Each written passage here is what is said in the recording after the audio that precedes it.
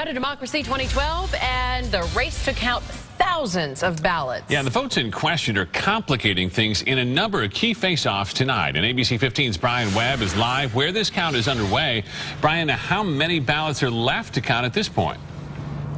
In Maricopa County, Steve, we're talking about more than 400,000. They are all being counted inside this building night and day. Now, outside the building, this small group of protesters plans to be here night and day until all the votes are counted. They have been singing and praying here for several hours today. Now, we're talking about 300,000 early ballots that still need to be counted. The ones you see in the boxes here, they are all tallied by machines. But where things get even more complicated are the provisional ballots. More than 100,000 of them need to be looked at, each one of them individually, to determine if it is a legitimate vote or not. Think back to the Florida election of 2000.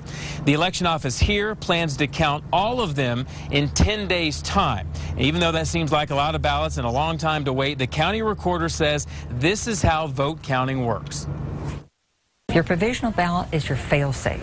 If you think for any reason that you should be allowed to vote, and you should be allowed to vote in that precinct, this determines that, so that you don't have to walk away, as we used to years ago.